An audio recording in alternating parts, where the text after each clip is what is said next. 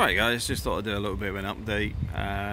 Back in Spain, Paul asked me, he says, I haven't seen any updates lately. It's like you've been working quite hard in the UK, sorting problems out. It's a little bit windy today, so apologies there. I'll try and keep out the wind a little bit, but it does go up and down. Currently in the process of trying to buy a property here in Spain. One thing I will say here, they will try and put pressure on you to close that deal as quick as possible. One thing I won't do, if I'm pressured, I'll just drop it and I'll look elsewhere. I'm not desperate to buy, and I'm certainly not going to be forced down to a bad deal. I'm going to speak to the bank because they tried to lock in this life insurance policy, which is about nearly €7,000. For a property, it's only going to cost about 45,000, and I'm putting over 25,000 up front. So I'm sort of thinking there, sitting there scratching my head and saying, so that's right, you're sticking nearly 7,000 euros on that very small loan that you're doing up front, and then you're acting as if you're doing me a favour. So yeah, I've got to have that discussion, because I don't think I should be paying it up front for a start, but B, I don't want to pay it at all if I can get away with it, because quite simply I expect to pay the property off this year, you know. So they're putting it, oh yeah, but this is for a 20-year period. I was like, what, so you want to stick 7 grand up front for 20 years when I'm going to pay it off in the next 12 months? I don't think so. But anyway, yeah, just be careful of things like that, because you will find if somebody can rip you off, you will get people try. And that's the way to take things, as if somebody's exploiting the situation. Because if you go in that way, if they're not, it's a nice surprise. But B, if you trust somebody and they do it, you come out a bit annoyed and frustrated. But if you assume they're going to try it, then you just double check everything, and you notice something, go, no, I'm not happy with this. But anyway, so yeah, I've got the money together to buy a place, but I'm just sort of trying to engage with the bank at the minute, because if the bank won't do it, I'll probably see about it, getting it in the UK, and working something out myself, which makes life difficult. But I know somebody else just buying a property right in front of us at the moment. They've just had some delays on their mortgage for whatever reason. But yeah, things can be a little bit more awkward than you think. It's a bit like there's a place just on the other side there that was a cafe or something. It's been renovated, and the owner sort of go, oh, you can make it a house, you can do this. I'd be a bit wary about that. I don't think it'd be so quick and easy to swap the paperwork over. If it was, the one that's already in this block, which is down as a retail unit, would already be an apartment. But from what I heard, which means it's not confirmed as fact, they got stopped from actually turning it into a flat themselves, which is why it's advertised as currently a commercial unit, because they won't let them change it from retail. So yeah, just be careful with things like that. But yeah, things are progressing. It's nice to be back. Big hi to Lisa. Lisa is the lobster rep, the lobster mobile. Bumped into her at Habaneras. I wanted to mention Lisa because she come up to us and said, she recognised us because recognised us from YouTube, but her husband subscribes to the channel, so a big hi to Lisa and her husband. But also the important thing they said is like they said, watching the videos, when I said if you can sell, you'll find a job. Lisa said, yeah, that was true. She's had several jobs since she's been here, and like she says, you're right. If you can sell, you will find some work. Can't say any fairer than that. So yeah, it was nice to actually hear from Lisa, and they've been here for 2 years now, and that is the reality. If you put yourself out there, you will find something. There's been a few people ask me about how do they get a job here in Spain, or what jobs they can get. My best advice is, because the pay isn't the best here, a lot of the best incomes, if you're fairly limited, is online. Andy works online. myself, when I'm a bit quiet, will work online, and ultimately there is job and opportunities out there. I've covered it before about some of these sites that advertise work online for things like Excel, sales services, programming, SharePoint, you name it. Things like people per hour. Just have a browse and see what types of work they have there, and if there's any you can do. Because you can do graphics design. Some people want people who write books, all sorts of stuff. But you've got to put a bit of time in, have a look yourself. But that's probably going to generate more income than a lot of these local jobs. And there's been a couple of people ask me about the tax side.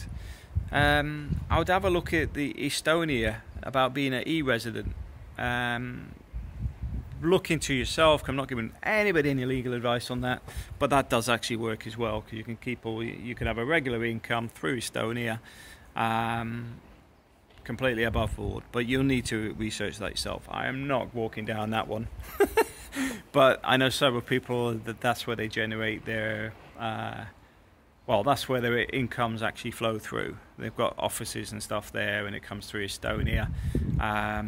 They have businesses that operate globally, and Estonia's set up for it, they're geared up for it, and it works. So that may be an option for you, especially with people that are looking at going self-employed, because that route, you may find options there which keeps you out of the expensive Spanish system. And I'm not getting into it's paying into the system, blah blah blah. I'll leave it to you. I mean, but that's an option for those out there. They might find it a cheaper option than going down the Spanish route. That they actually have businesses elsewhere, taxes paid, etc., etc. It's all around the EU. Speaking of the EU and the UK, a few people have been mentioned about driving licenses and things like that. I say just let things unravel or stay as they are. What I've get really frustrated with and a little bit irritated is even the gov.uk tells people to do things that isn't actually fact. It's sort of profiteering on it, to be honest. They're telling you must do this, but in reality, I'm not even sure it says must. May. I think it uses the word may a lot, which is basically it's currently hearsay, because you possibly won't have to. Because what people forget about the driving licenses is we have a lot of trucks coming in from the EU into the UK. If they start faffing around changing all the driving licenses, it's going to affect a lot of commercial and business entities from their logistics. It will interrupt supply chain.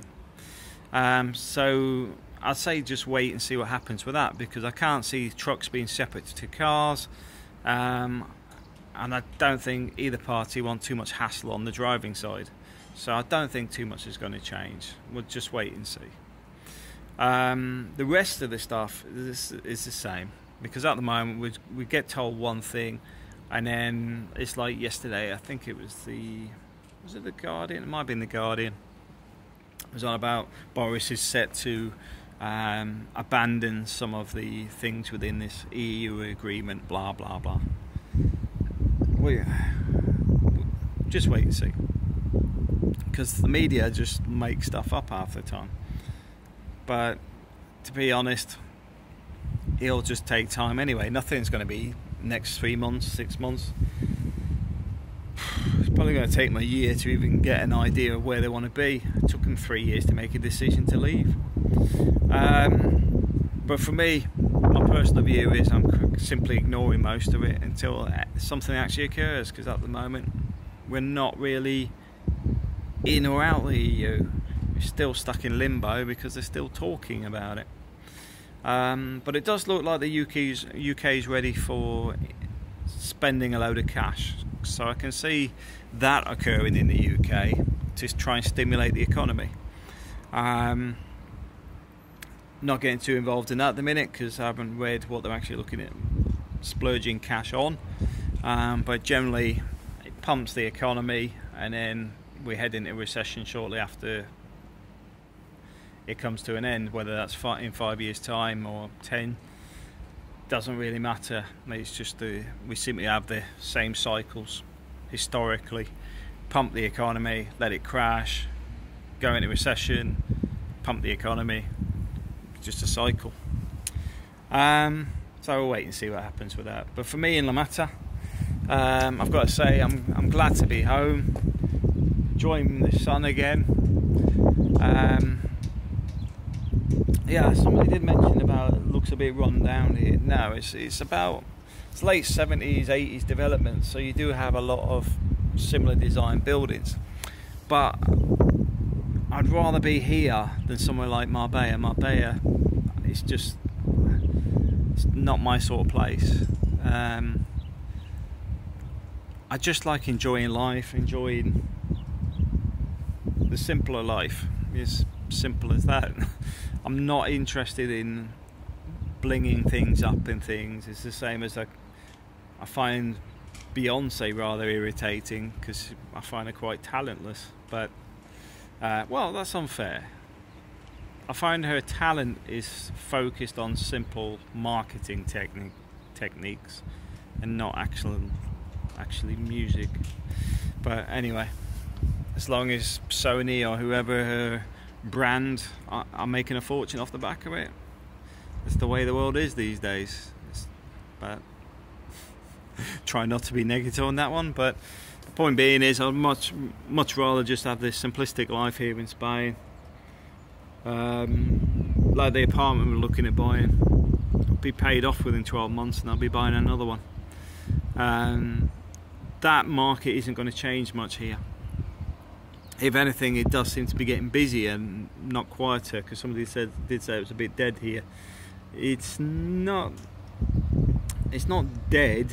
It was, when I did that video that you were talking about, it's out of holiday season. But even if you look now, it's not in holiday season. Things are steadily getting busier. Well, I'll do another video out and about tomorrow. Because one of the things it tells you when people are here is the car parking. Because the car parking goes crazy. But yeah, it does get quite busy, but you also find the Spaniards like coming out later. So if you come out about 10 o'clock at night, you'll find it's much busier than it would be during the day. But also during the day, you'll find lots of people sit on the beach all day. I mean, for me, that's not my thing. I'd much rather just, like we did today, go out for lunch, come back, spend a bit of time with the wife and kids, then maybe go out a bit later, about now, looking at meeting up with Richard. Richard watches the channel as well, and Richard's actually a neighbour over here, next flat down, lives in the same block as Igor. So I'll probably go and have a cup of coffee with Richard, put the world to rights. But yeah, things are good, things are progressing. But if you do want to move to Spain, all I can say is if you want to make it happen, make it happen. Don't come in half-baked. Don't come in that somebody else will sort your life out for you, because I've come across a few people that are a bit like that. There's a very little support mechanism on the Spanish side. Now, I've got to admit, I've been in some environments far worse than Spain. I mean, if you go to the Philippines, for example, there is pretty much zero support, especially from the British government. You're on your own. So I would say Spain, worst case scenario, you're 2.5-3 hours flight away. You know, if things did go wrong, but prepare yourself. If you're coming here, things I'd recommend is having a budget for the first 6 months. I mean, I'm talking your rent covered, your electric, your water, your food, and then focus on moving here. Not in holiday mode. Don't think, well, I've got 6 months money, I'm going to spend the first 2 months just chilling out, blah blah blah. Unless you've got work set up, don't do that. because people will generally go to third month, fourth month, and then start thinking, I need to do something, and by that time you're starting to run out of holiday season to actually make the bigger money, because during the holiday seasons is when you get all the hours. You know, you find that a restaurant will have 5 people full time, but in the winter it might just be the owner and their wife or their husband. Let's keep all political correct today. So the point being is, a lot of the work is seasonal. If you're switched on about it, look at making money online. Look at what small business you could set up here and try and develop it before you even move over. Look at what businesses you can do in the UK remotely, because there's opportunities there. Ultimately, you've got to put the time and effort in. Don't expect to just get off the plane and I'm just going to waltz down to rent a room and the guy next to me will sort a job out for me. Probably won't happen. I say probably because I've my old neighbour Matt had the luck, in the sense that we went to the beach the one day, met a German guy who was opening a bar there, and then ended up working for the guy, opened the sports betting bar, and he ended up working for him. Don't know where he is now because we both moved out of the UK, but the point was, that was a chance meeting, but not everybody's got that luck. One of the things I will say though, if you do speak Spanish and you speak English, go around as many places as you can. Don't be too shy, because you're more likely to get a job by walking into somewhere and asking if they've got any jobs going than reading the job pages, because a lot of the people have got jobs or thinking about advertising it, but if you actually walk in there and say I'm available, even if it's 2-3 days a week, because you do find stuff part-time as well, you can end up with 3 or 4 jobs. There was one advertised for the local newspaper here to deliver the newspapers, I think it's once or twice a week. So you got an area and that'd take you half a day, twice a week. So let's say, what's that, 8 hours a week? And then you might find that you're working in a restaurant a couple of nights a week. If you want to find a way to do it, you will do. If you want a more specialised, better job, then you'll have to work harder at it. If you want to, myself, most of my skills are around Excel, buildings, surveying, all that sort of stuff. A lot of it's consultancy. It's actually better for me to actually fly to the UK, and I can earn in 1 month what I could probably earn in 5 months here, because of the difference in the rates between the two places. Don't get me wrong, if I was in Barcelona or Madrid or somewhere, I might get a higher rate, but I also need to understand the Spanish regulations, the Spanish laws and everything else that would be relevant to the stuff I understand in the UK side, but in Spain, which would probably take me another 2 years of just getting into all that stuff to understand it all. So it's easier to hop on a plane. But I'll tell you now, once the 5 years is up, and I've put a 5-year window on this, I'm not planning on hopping in and out the UK after that period. I'm hoping to have, fingers crossed, 5 properties, a small business here, and maybe some remote consultancy work. At that point, I just want to enjoy life. Kids are happy, wife's happy, live in a nice place. Can't complain. But anyway, that's the update. Sorry it's a bit long this week, but I haven't updated for a while, so I thought I'd give you a little bit of a natter. Let's go and find Richard and we'll go for a coffee. Speak later.